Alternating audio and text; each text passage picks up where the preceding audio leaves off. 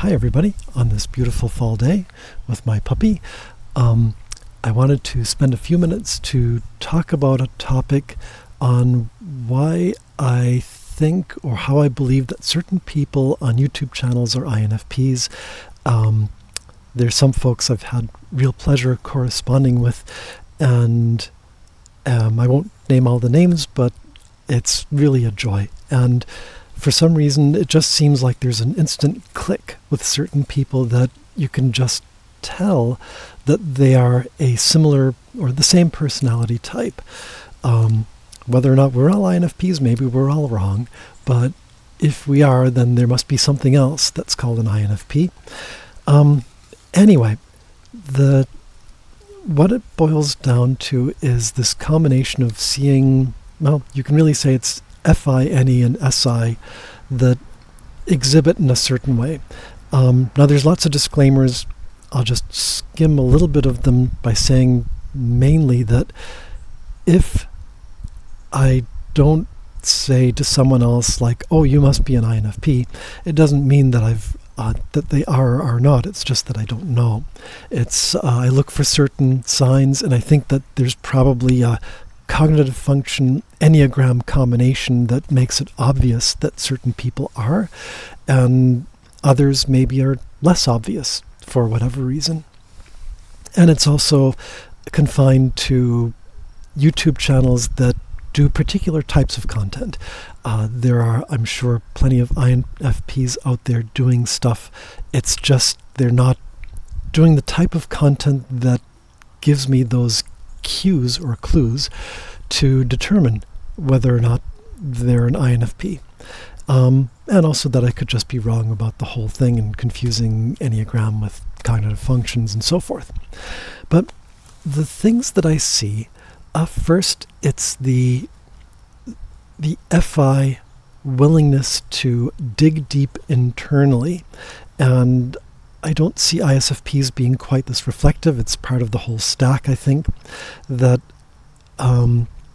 INFPs are sort of FI deep-sea divers that look into what's going on in themselves and then kind of bring that out as a discovery to discuss the relevance of that maybe to other INFPs or to people in general.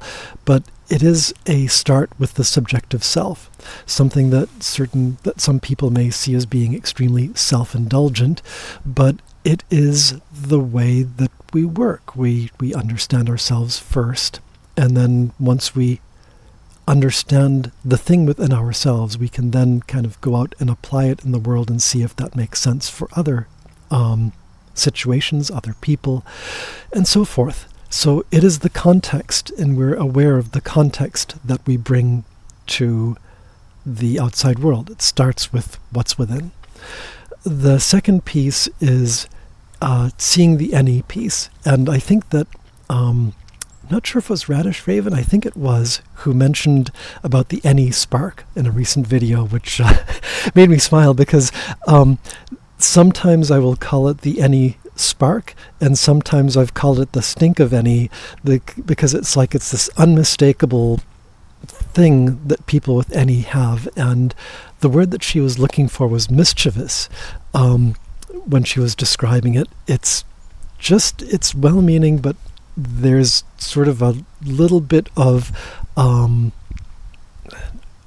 little bit of just having fun with things, playing around with ideas, and you can kind of see that spark.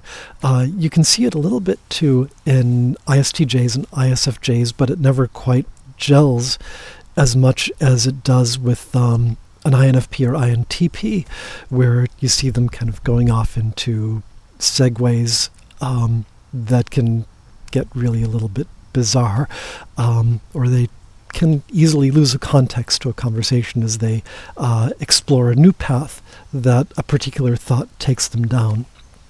So you see that combination of the FI self-referential, subjective looking within, and then the NE piece that's sort of searching around for ideas and connecting things, looking for patterns, but it's also got this, like I said, a mischievous angle to it. And it's sly.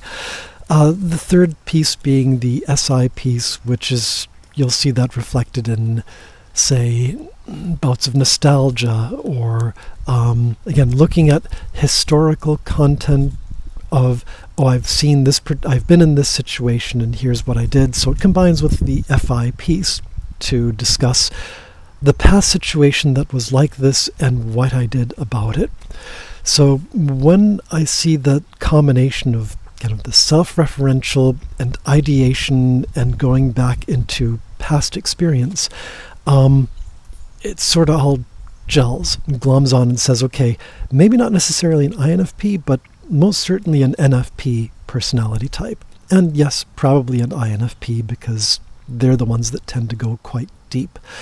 So you get an INFP older insights, a Bufo Periglenis, a Radish Raven, a Vondelpete, a Gorvo 31, who doesn't do INFP videos, but someone else pointed him out to me way back when and said, that's an INFP. And it was like, by gosh, yeah.